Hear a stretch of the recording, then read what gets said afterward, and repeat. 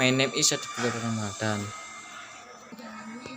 I am attend Grading Hospitality on narrative text. Narrative text adalah sebuah cerita fiksi atau khayalan yang dibuat dengan tujuan untuk menghibur pembaca. Narrative text juga banyak jenisnya, antara lain romantis, fable, slice of life, adventure, horror, storage, personal expressi. Struktur teks naratif general, struktur of narrative text. Secara umum, struktur teks naratif dalam bahasa Inggris terbagi menjadi 4 bagian. Hanya 3 saja yang bersifat wajib, sedangkan satunya bersifat opsional. 1. Orientasi, 2. Komunikasi, 3. Resolution, 4. Reorientation. Memo menu student singing.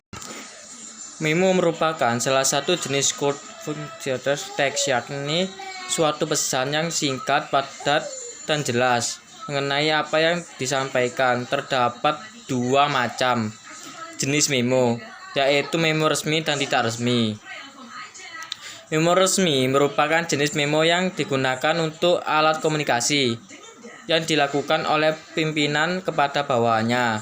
Sementara memo tidak resmi merupakan jenis memo yang digunakan ada nota atau surat pernyataan orang yang memiliki hubungan akrab. Dalam memo terdapat struktur seperti berikutnya: address, context, sender, menu, dan student singing.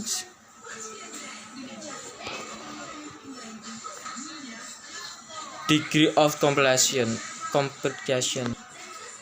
Degree of compression adalah kata sifat yang mengubah untuk dan digunakan untuk membandingkan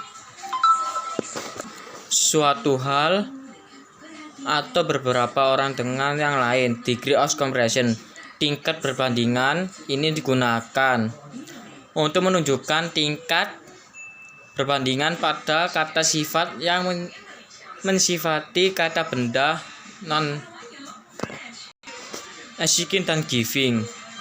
Direction merupakan cara menanyakan dan memberikan petunjuk atau memberikan petunjuk atau arah kepada orang lain. Asking and giving direction tidak hanya dilakukan dengan bertemu secara langsung, tapi sekarang bisa lebih telepon atau media lainnya. Simple present tense dan daily routine merupakan kegiatan sehari-hari. Gunakan simple present tense sebagainya. Dalam kehidupan sehari, paling sering kita membicarakan kegiatan yang dilakukan, baik sebagai bahasa basi atau memulai percakapan tentang kegiatan sehari-hari.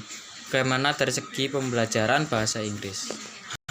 Suggestion done over school dan cans.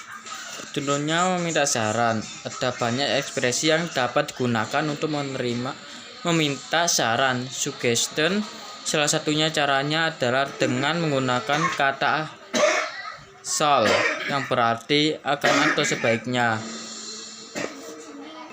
Ada kata kerjanya. Notation, I must have to needs do we do adalah sebuah ungkapan dalam bahasa Inggris yang digunakan untuk menyatakan kewajiban yang harus dilakukan. Ungkapan kewajiban ini biasanya digunakan dengan menggunakan kebutuhan. Dalam kesempatan ini kita keduanya bisa diartikan dengan wajib dan perlu. Sekian dari saya, terima kasih.